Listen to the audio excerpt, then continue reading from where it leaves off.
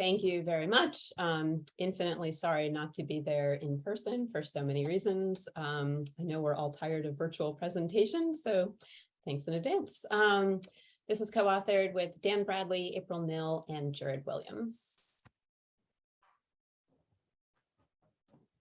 Okay, so as we're probably all familiar with, there is a gender pay gap, meaning that women on average earn less than men.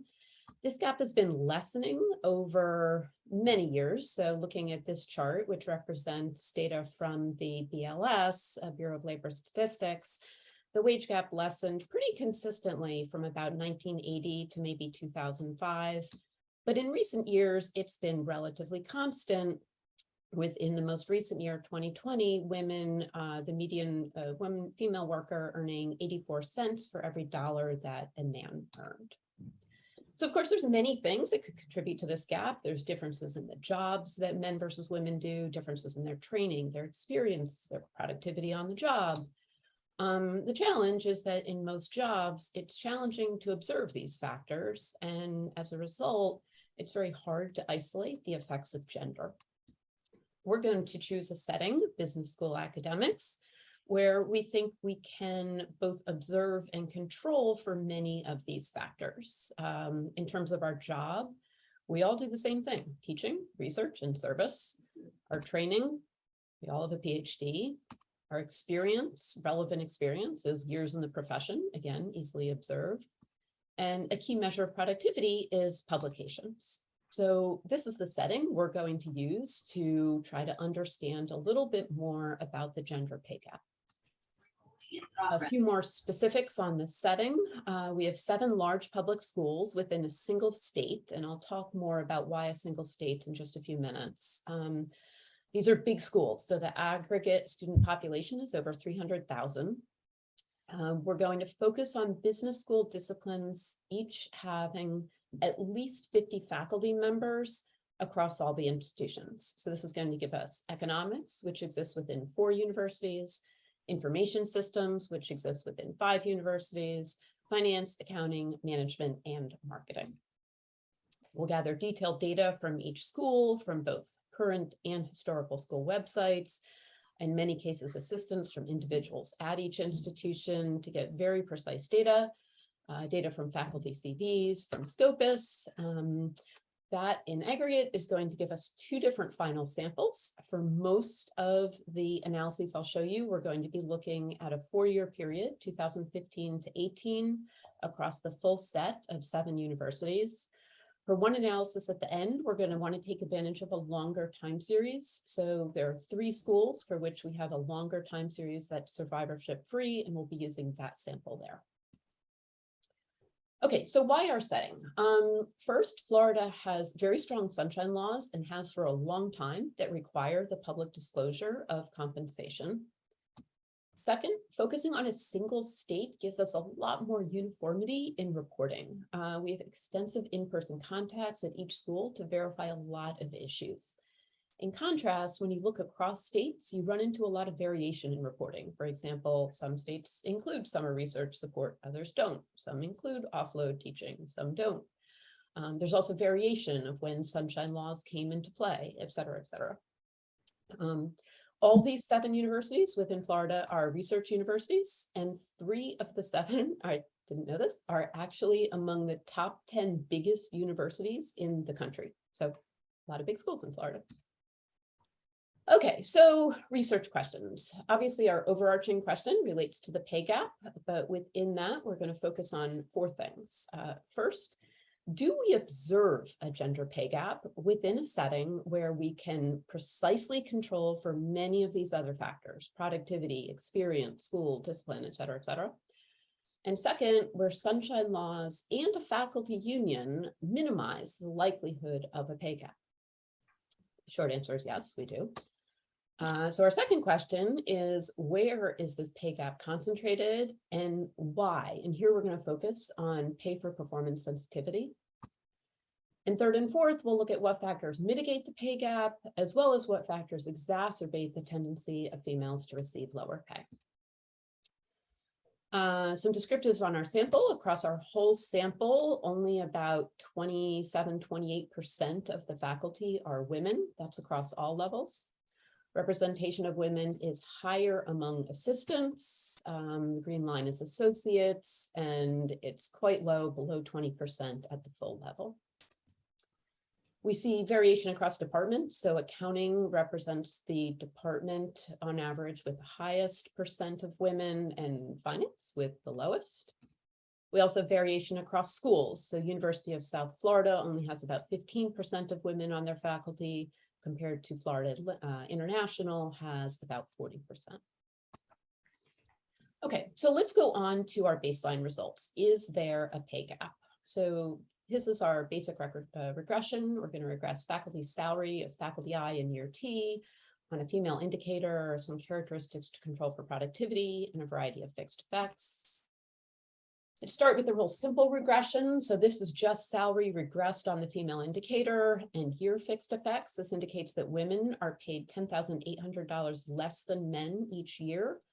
But again, we already saw women are more likely to be at the assistant level, so that's likely to explain at least part of this. So here we're going to soak up a lot of these other factors. We're going to control for productivity. So FT Pubs is Financial Times publications. This is the top 50. So this is basically going to capture the A-level publications in every department. We also control for non-top FT Pubs and citations.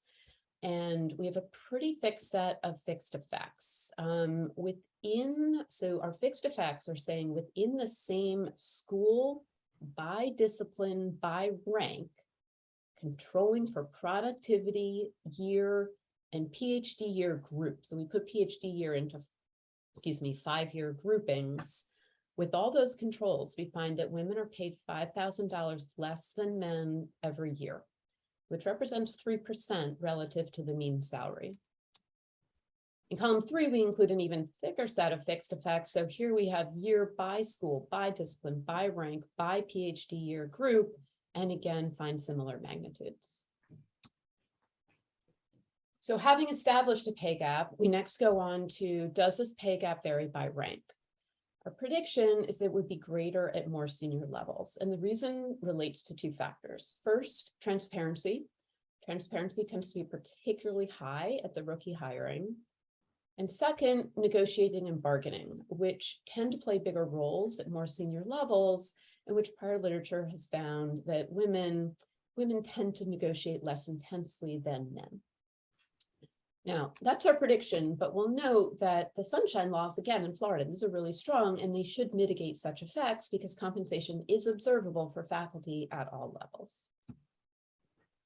So what do we find? So here's our first specification. Here we have all faculty, and we're going to include the female indicator as well as that indicator interacted with the assistant and associate. And looking at the interaction terms, you see that both of those are significantly positive, indicating that that pay gap is lesser at these levels. Or put differently, the pay gap is strongest at the full level.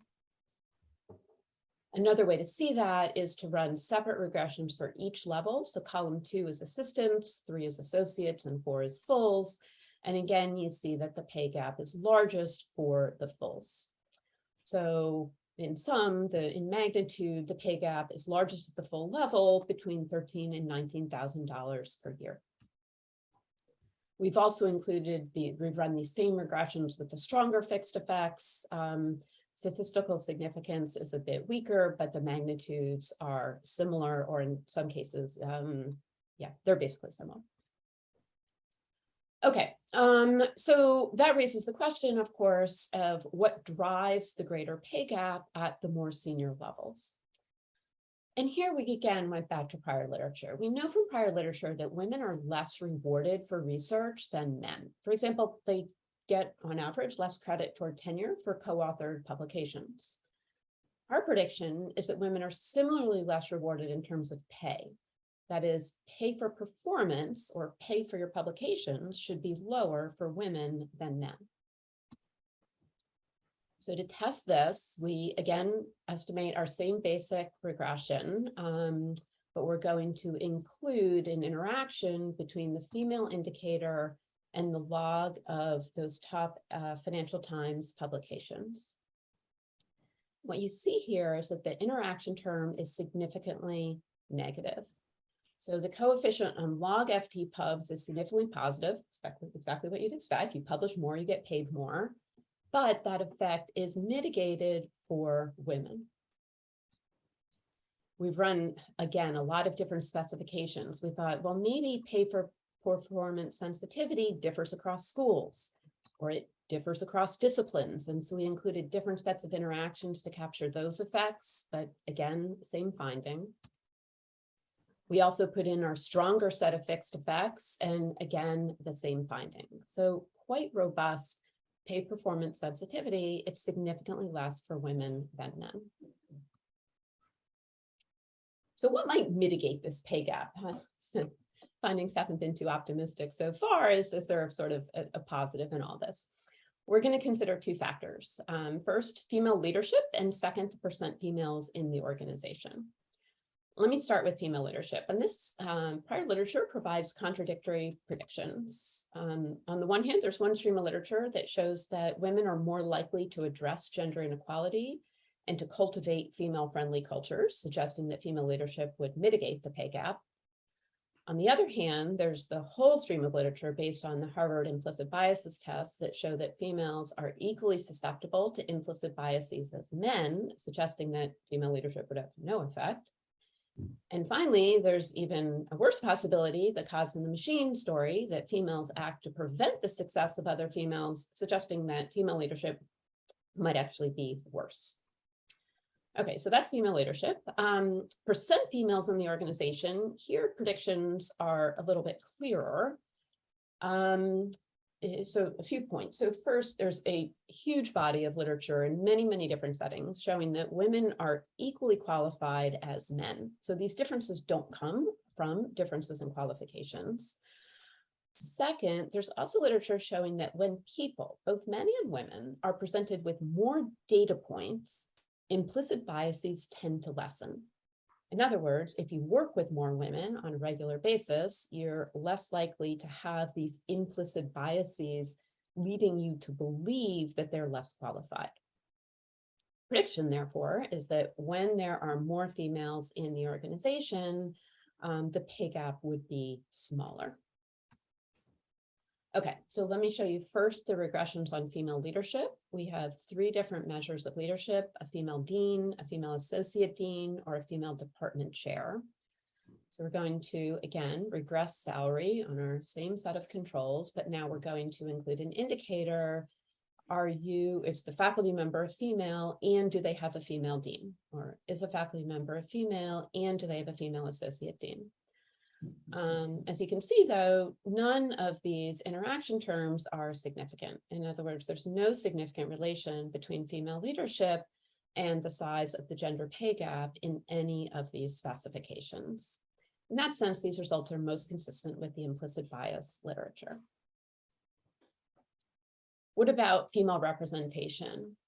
Here we do find some evidence. So looking at the first column, we see that when we interact the female indicator by the percent of female faculty within the school, that coefficient is significantly positive. That is, a 10% increase in the percent women on the faculty is associated with a $7,300 increase in women's compensation. In contrast, there's no significant effect for the percent women in the department, and we're still trying to dig into that in a little bit more detail. But at this point, our takeaway is that the overall business school culture has a bigger impact on the pay gap than department level effects. Now, there's also one other puzzling thing that kind of pops out of this regression, and that is the very significantly negative coefficient on percent female in the school. What does that mean? That means that in schools where there are more women on the faculty, the average salary across all faculty tend to be lower, which sort of surprised us. So I'm going to dig into that in the final part of the paper. So what do we have to this point? First, there is a gender pay gap. Second, it's larger among more senior positions. And third, the higher representation of women mitigates this pay gap. But a puzzle is that the higher representation of women at a school is also associated with lower pay across all faculty, that is, men and women. There seems to be sorting effects. Are women more likely to work for schools that pay less? Again, controlling for productivity. So we're going to try to get to that last point. So again, what do we know? We know that women are less rewarded for their research. They tend to get less credit for co-authored publications. They have lower pay for performance sensitivity.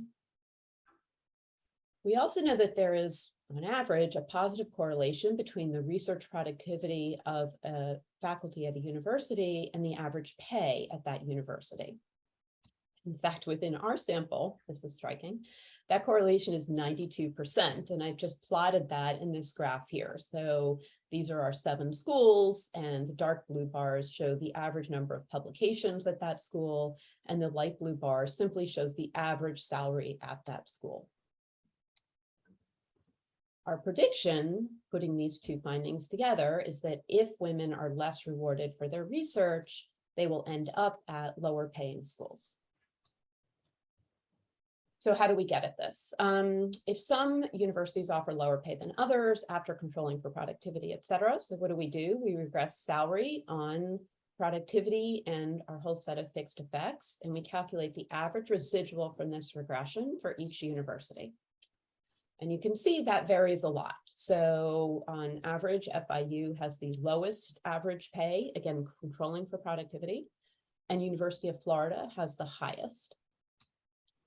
What is striking is that the percent of female faculty shown in the red line is very strongly negatively correlated with that. That is, the average percent of faculty that are women is highest among the schools that tend to pay the lowest. So that, of course, raises the question of why are females less likely to search out better opportunities, less likely to take advantage of better opportunities when they arise? As a first step towards getting at this, we predict that people are more likely to leave a position if they're underpaid. So maybe that's true on average, but females are differentially less likely to do this. So we estimate a 2-step regression. We estimate our first stage, we estimate salary on a set of characteristics. We take the residual from that and we form a variable called underpaid if that residual is negative. We then regress the propensity to leave on that underpaid, as well as underpaid interactive with female. And here we're going to use our survivorship-free longer time series sample. So what do we find here? We find that, as expected, more underpaid faculty are more likely to leave, but we don't find a differential effect for women. So I'm probably running out of time, so let me conclude and put everything together. We find that women are paid less than men within their place of work, that is, they're a pay gap, and they're more likely to work for institutions that offer lower pay to everyone, a sorting effect. Women earn 3% less than men. That represents $116,000 in lost earnings, the present value over a lifetime, just based on the pay gap effect. Sorting is going to make that even greater. The pay gap is significantly higher among more senior levels, and it's lower among business schools with higher female representation.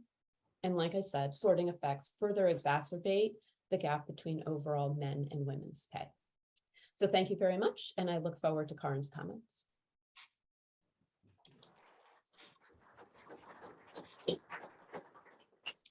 Thank you so much, Michelle. Now we will move to Karin Thorburn for the discussion. So thanks for having me. It's very nice to be here, even if it's just digitally, and it's very nice to discuss this paper by Michelle, which she so nicely presented. As I'm just quickly gonna do the one slider on Michelle's, this paper is really about the gender pay gap among business school faculty, and this paper shows that female faculty earns about 3% less than male faculty after controlling for a range of factors that could explain differences in pay. What's unique with this paper is that it has this sample of business schools at 7 Florida universities. And by having the same state, you have a lot of uniformity in pay reporting. And besides, you have access to the pay. And these are large research universities. So it's really the sample. I think that's the unique way of testing this in an otherwise very large literature. And they find that the pay gap is highest among the full professors. This is what the literature commonly referred to as the glass ceiling, the fact that it's at the top end that the pay differences are the highest. And they show that women's pay is less sensitive to publication performance, to the number of publications, that women are predominantly at places, of course, with more female faculty, but that's also where there is a lower pay gap. And none of this can be explained with the willingness to move or with female leadership. The key question in this literature is if equally qualified men and women in the same workplace are paid the same. And of course, here, when you control for the visible thing, the question is, this 3% pay difference, is that because women are treated unequally, or are there other factors that we don't observe that's going to explain their pay? Let me comment on a few of the tables in this paper. The first one shows summary statistics, so professor years. And one thing that struck me is that the sample is not that big. I mean, if you think about it, it's, for example, in economics, there are 33 women, but that's across 4 years. So it means, since we don't have an increase in female representation, pretty much 8 women in economics per year, 17 in finance per year. Very few women in general then. If you look at because they are then distributed across the 7 schools. And same if you look at the schools to the left here, you're going to see that, for example, there are 6 female faculty at one of the universities, USF, and 18 at the one with the most female faculty. But those women are then distributed across the 6 disciplines. So on average, there's 1 female economist. On average, there are 2 female finance faculty per business school. And the question is then, of course, is this enough variation, or, you know, with one person can be high performing or a low performing? And we're going to see then in terms of significance that this actually does play a role. So this pay for performance difference, as Michelle showed you from table 3, they find that women have lower pay than men, and there are different specifications. Now, as I said, what we care about is that this 3% pay difference really is unequal payment or not. I mean, that's what we're trying to gather. And once you control for what they say the strong fixed effects, so you say, we want to compare women and men at the same school, in the same field, having the same rank, so full, associate, etc., in the same year, and roughly equal time since they got their PhD. If you compare with those fixed effects, then you have no significance anymore for the pay gap. Michelle said, well, the results are pretty much similar, just less weaker significance, and that is true. So of course, this could just be a power issue. So we have a pay gap. We cannot just show that significantly in this sample. But the issue is, I think, that this could also say that it is equal pay for equal work in the same department. So, and if there is no pay difference, for example, in finance in a given school or in accounting in a given school, the question is then what these pay differences are about. Are they that we select different fields or different school? And then it has nothing to do with unequal pay for equal qualifications, which is what we're concerned about. So I actually think that, to me, this says that even if this sample has some great qualities, perhaps it's actually too small to be so stern claiming that there is a pay gap. Because if I only saw this table, I would say, well, there is no statistical significance, and there's a reason we operate with statistical significance. No, it's a similar comment for the pay for performance. Yes, the regressions show that if you interact females with the number of Financial Times publications, it's a negative coefficient in these regressions. But these regressions, they control for either the effect of the school or the effect of the discipline. But it's not clear to me that schools have exactly the same sensitivity or pay per publication sensitivity across different fields. So for example, if women are overrepresented in departments which relative to their school have a lower pay for publication sensitivity, we could see this result. So I think optimally you would actually have an interaction times school times field. Now the sample may be again too small for this, but this leaves that uncertainty that schools don't exactly give the same reward for publications across different disciplines. You also control for female leadership and representation. I found that very interesting. And here, I mean, you sort of conclude that it doesn't matter with female leadership, but because the sample is so small, I'm wondering, is this a power issue? And I would like to see some more statistics. I'll come back to that. How many female leaders are there really? I mean, we have 6 business schools, and how many of these years did have female deans? Maybe that's just why we don't see anything. And then they show that there's a smaller pay gap in schools with more female faculty. And this is actually very consistent with a broader literature, as I'll show you later. So now coming back to those 3%, there can be other potential explanations. The paper is open about, for example, that they cannot observe teaching, they cannot observe citizenship or other reasons for one person having a higher pay than another. We know more broadly that maternity matters a lot for pay. Women tend to take the main responsibility for children. Since you control for publications, I was trying to think about what kind of impact could that have. But it could be maybe you spend shorter days in the office, maybe you invest less in colleagues, and as I said, citizenship, administration more broadly, committees, maybe you invest less in teaching.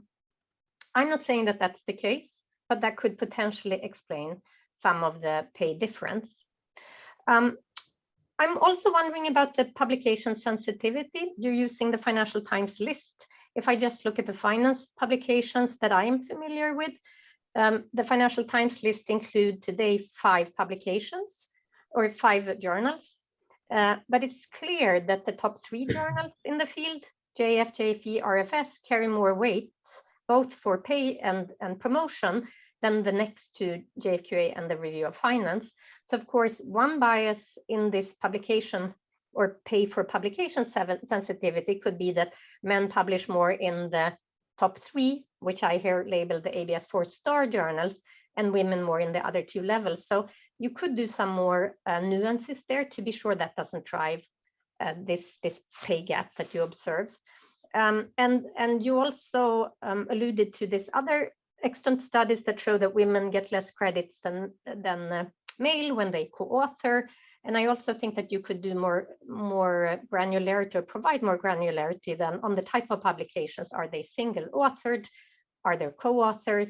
Do you have senior or junior co-authors, etc.? To see that it's an effect that's not actually, it's a pay gap that isn't warranted.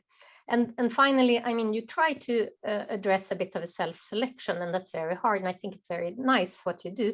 But of course, the concern is that it's self-selection into school where tenure requirements are lower, and that could explain some of the difference. I would like to really see more statistics. For example, how does Florida compare with other states on gender representation and pay gap?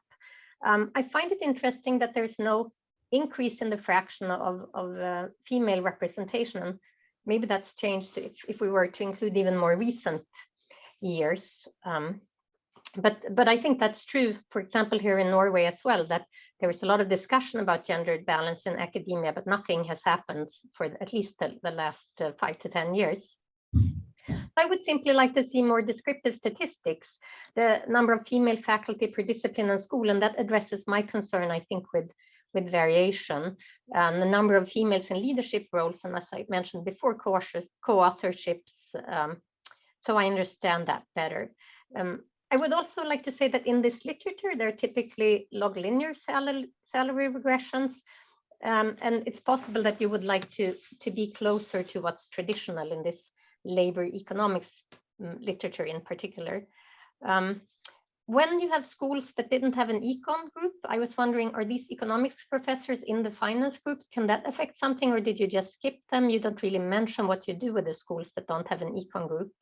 And then I think it would be interesting to understand the recruitment and promotion process even better, because that's probably the biggest issues. Why are there so few women, and in particular then at the top? So all the findings in this paper are very similar to what's out there in the broader literature. Almost 10 years ago, I was asked by the Swedish government to lead a commission that would look into issues around gender, career, and pay in the Swedish labor market. So I led this commission together with a labor economist, and I'm going to show you a few graphs from that, because actually the data there, even if it's for the population of employees in Sweden, so it's across all types of professions and industries, and unlike this very neat sample that Michelle presents, I mean, this is really the whole labor market, but the patterns are the same. Some basic pay gap statistics in Sweden, and this was around, I think this is 2014 statistics. Women had only 61% of men's income. Most of that income difference was explained by women working part-time and men working more full-time. So once you look at full-time equivalents, women made about 86% of men, very similar to the number for the US that you showed, Michelle. The pay gap varies a lot across sectors, and the largest pay gap is among the top earners, you know, here at the full professors, and again, that's the glass ceiling.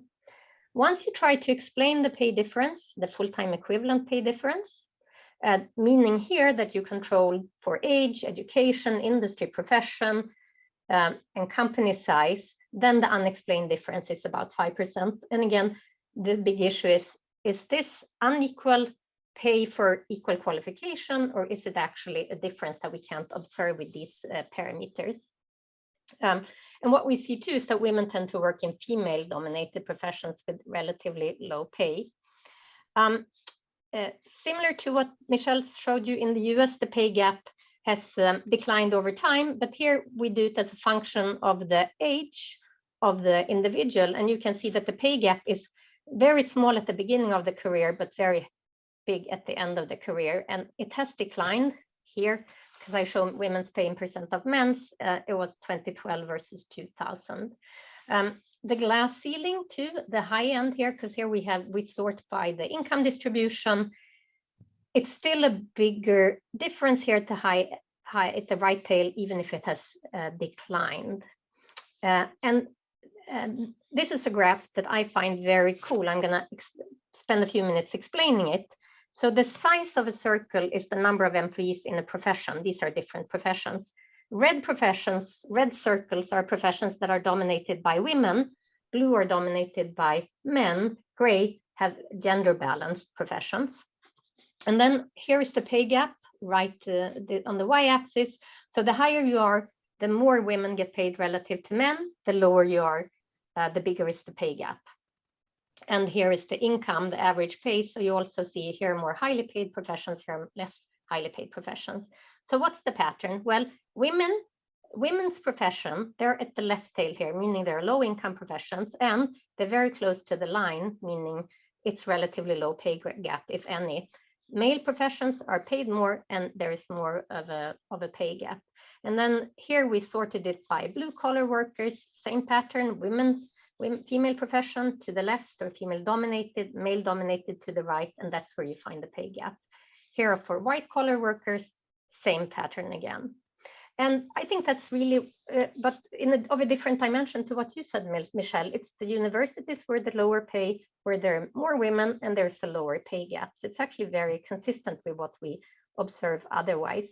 And then we focused on the 45-year-old, because the 45-year-olds, they've come some bit in their career, and often they've already had kids. So you can see the impact of children. And I see I don't have that many minutes, so I'll just be a little bit quick. First of all, the pay gap of 25-year-olds, you can see, has declined over time, started at about 40% in 1985 in the Swedish data, and then here, more like 27% in 2010.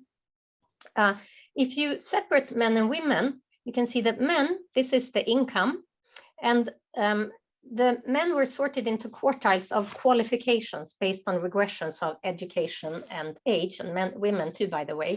So you can see the red ones are the highest quartile and the blue one is the lowest income or the lowest qualification quartile. So men, what can we see? What kind of patterns? Well, men have typically higher income than women, and they also have more wage dispersion than women have. When you look at the pay gap across these qualification quartiles, you can see that it's the lowest pay gap for the least qualified workers, but the red one, which is the top quartile of qualifications, that's actually where we've seen the biggest drop in the pay gap. And it's now much closer to the less qualified workers. And then when you look at the impact of children, first of all, what's the fraction of men and women that are likely to have kids at age 45? And then as a function, both over time and their qualifications. Well, you can see for men, the least qualified men, the blue ones, are the ones that are least likely to have children. Up here, it's the fraction of men that don't have any children, while the more qualified men, to a greater extent, have children. For women, it's the opposite. For women, the least qualified women are more likely to have children than the more qualified women. But the trend is here really in the top qualified women. They're the ones that have started having more children closer in time. And how is the wage then impacted by children? Well, looking at men here at the bottom, here we have the income difference with or without children. So men, and this is over time, you can see that for low qualified men, the ones that don't have children, the ones that do have children, they make more money than the ones that don't. And that's true independent of the qualification. For women, it's not clear. The low qualified women, it's actually been the opposite, that the ones with children had lesser income, and that has sort of become insignificant. But for the top qualified women to the end, the pattern is more like the men, that women with children actually make more money than the ones without. Of course, that can be a selection. I'm not saying it's the children that make them have pay, but it's not a pay difference as it used to be. So just to conclude, I mean, we still see in society in general, over all the Western worlds, big pay differences between men and women, but most of the income differences relate to part-time versus full-time positions. And much of the remaining difference can be explained by employer, industry, education, age, profession, and in this paper you show rank, publication, and faculty or discipline. But I think it's a similar analysis. So this paper provides a very interesting analysis of the pay gap, but as I said, the patterns are very similar to previously documented pay patterns, that women are overrepresented at schools with lower average pay. I think it's difficult to conclude from this paper that equally qualified women or women equally qualified as the men in the same workplace are paid less. It could just be a matter of sorting. So maybe that's really the big issue in this literature, that the big problem is recruitment and what's referred to as the leaky pipe, the fact that women are there at the assistant professor level, but don't make it to the full professor rank and perhaps aren't admitted or hired at the most prestigious institutions. So it would be very interesting, I think, if this paper could address more of those issues which really drive the pay difference. So thank you. So thank you very much. And now, Michelle, if you want to have a very brief reply, and then we'll take some questions. Great. Many of your comment, we're in the process of collecting more data. We're collecting data through 2021, so it'll, effectively double our sample. So no point going in depth because we'll be able to answer that more when we get there. The only thing I love all the Swedish data. It's so interesting to see. I think an interesting contrast is that whereas you're showing that women are more likely to work for sort of professions where they pay lower, what we're finding is that within a profession, women are more likely to work at the places where they're lower. So I find these two things complementary and well, anyway, like you said, worthy of further investigation, and we're getting more data that should help us to do that. So thanks again for the suggestions. I really appreciate it. Thanks a lot, Michelle. I've been told now we're supposed to use the mics, so we will. So I'll just take questions. Yes.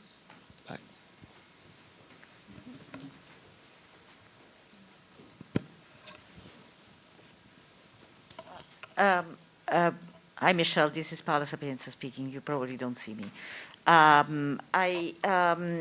Interesting paper. I have two comments regarding the share of women. I've seen this in a couple of studies, some of them more confidential because they were done within universities, and some more public.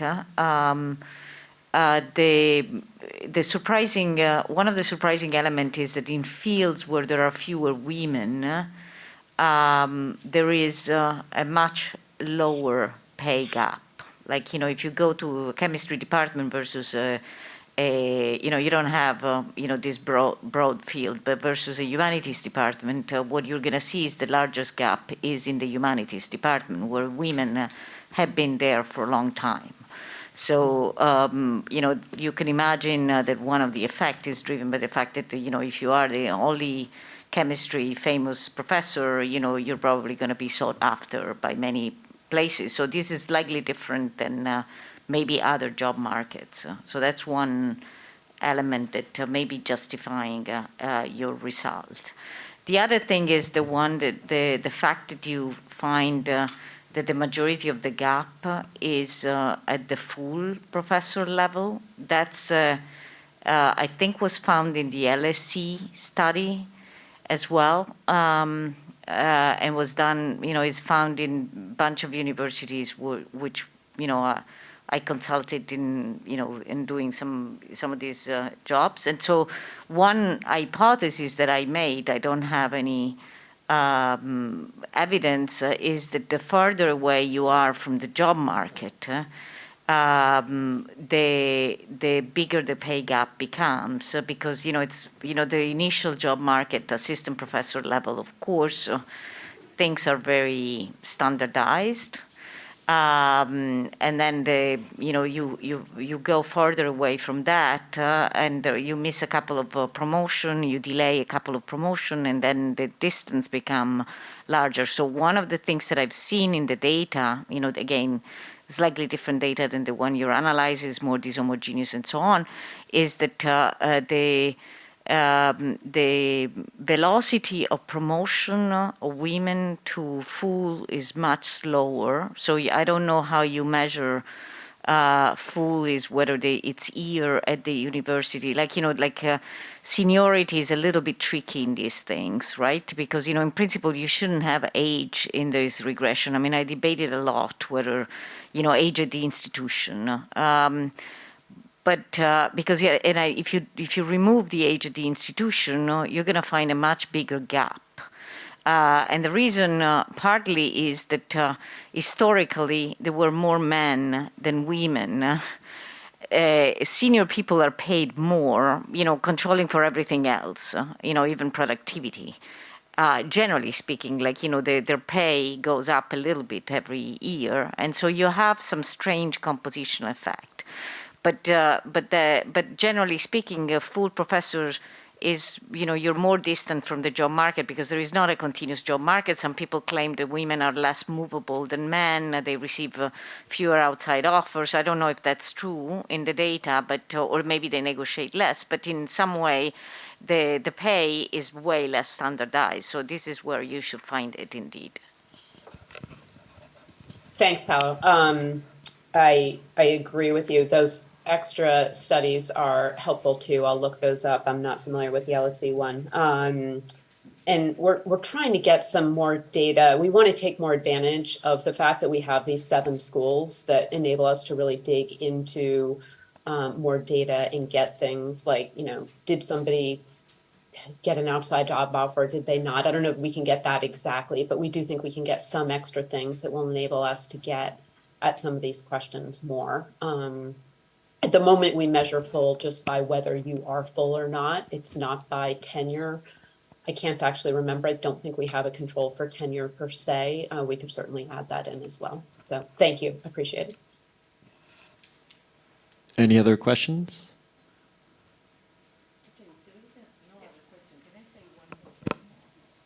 I wanted to say one thing to Karin, and I actually wrote you an email. This is different from the paper, but I think what the graphs that you showed are very, very interesting at the very end. The one where the profession, I don't know if you're writing a paper about this, but I encourage you to do that because the graphs where you have the profession that have a predominant number of women versus men and so on, and the differences are very interested in relationship to Claudia Goldin book, which has been very, very much publicized, because basically her claim is that if we solve the productivity, the production function, in other words, we break down jobs to make it in such a way that workers don't matter anymore. I'm exaggerating, but our example has always been the pharmacies. Then we eliminate the gender pay gap, but guess what? What we do as well is we depress the salaries. So we're not going to have gender pay gaps in places where workers will have less and less power. And I don't know if that's a desirable outcome, but I'm really surprised that nobody has pointed out this factor, which I think is very interesting in general on the labor market. The other thing which I think it's interesting is there is also a political economy discussion. I mean, I don't know, in this room we're mostly men than women, and the question is, to what extent there is the profession, why is it that in private equity or, in certain type of jobs, certain things happen in a certain way, and those are the places where there is a higher gender gap. There are more men in those professions, and so, I wonder whether there is an element of that. But, the first fact is pretty striking. I think it's really, really interesting, the graphs that you showed. If I can just comment, I find those comments very interesting. And here in Sweden, they say that if you want a perfectly gender balanced labor market so that each profession has 50-50 men and women, more than half the workforce must switch profession, because it's such a big gender segregation, and that's a big concern here. And what they see in terms of development is that women have started entering male-dominated professions. So the fraction of professions that have more than 80% men is steadily declining, but it doesn't go the other way. It's a very low inflow of men entering female-dominated professions. So it's just one way, that flow, and that's how it's been. The encouragement too is, for example, for women to enter STEM, but not an equal force for men to enter nursing or lower school teaching, etc. Ron? Thanks. Just a couple of thoughts. I couldn't help but wonder on your publication metric whether it would be useful to scale by the number of years the faculty member was at the school to get some, or been since PhD, to get some sense of how productive over time the person is, which I think there's obvious concerns with that, because if you've taken a couple of years off for children, then that'll create a bias. But I think it's still worth exploring that metric. The other thought I had was, when you find these, if I recall, you found smaller pay gaps by rank more recently for younger faculty or junior faculty. And I wondered whether that could be explained by universities' efforts at trying to promote more gender or reduce gender bias in hiring and promotions and compensation. And as you extend your data sample over a longer period, I think that might be a more of a concern. So sorry, Ron, you're kind of going in and out. So I'm not sure if I got everything. In terms of scaling the publications by year, we certainly can do that. I'd have to think about how to put that into the regression because, of course, compensation goes up every year in part because hopefully you are more, productive and are publishing more. But nonetheless, I get your point, sort of like what is your typical productivity? So I'll definitely think about that. In terms of the pay gap decreasing over time, I think that was what came from the charts that Karin showed for these overall Swedish data. At the moment in our sample, we only have 3 years. Now we are collecting more data, but even for schools where we have a long time series, I don't know if we have enough to get at that now. We could think about that. There are some schools where we have a longer time series and perhaps we could get at that, but we haven't done it yet. And then the final thing I'll say in terms of your comment about diversity efforts paying off, and I think this echoes something Karin said as well, it's sort of striking that you don't see any increase just in the very simple measure of the percent of women on the faculty. It is just incredibly flat. And we see this in the broader sort of membership of the AFA type data. You tend to see similar things. More women are entering into PhD programs, but due to a combination of factors, the key pipeline being one of them, we don't see women's representation in faculty increasing. So in that sense, diversity efforts at least haven't paid off along that dimension. Okay, thanks. I think you've followed what I was saying. Okay. And I guess maybe I'll abuse my prerogative as the chair to ask a final question, which is just on a general level, one of the things that stood out a bit to me is that you have the 3.5% difference.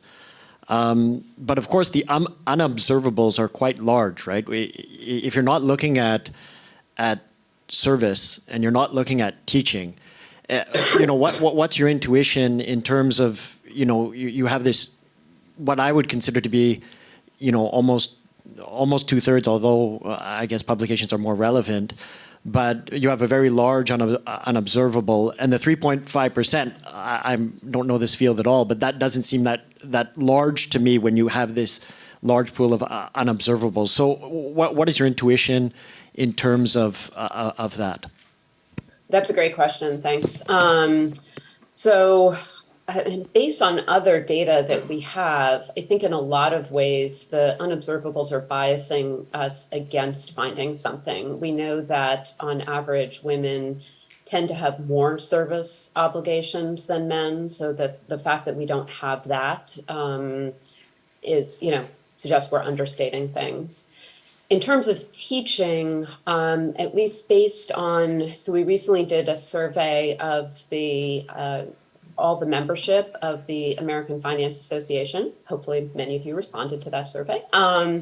And on that survey, men and women spent the same number of hours teaching, but women spent more hours in teaching preparation, which is consistent with a body of evidence that shows that women are disadvantaged in teaching ratings relative to men. So even in like blind online classes where students don't know if their professor is men or women, if we do a controlled experiment and we switch that anonymous faculty member to men compared to women, we see that women get lower teaching recommendations. And so to compensate for that, presumably, women spend more time teaching. So the teaching thing is a little bit less clear. It could go either way. Women seem to spend more time in preparation, but don't have more classes to teach.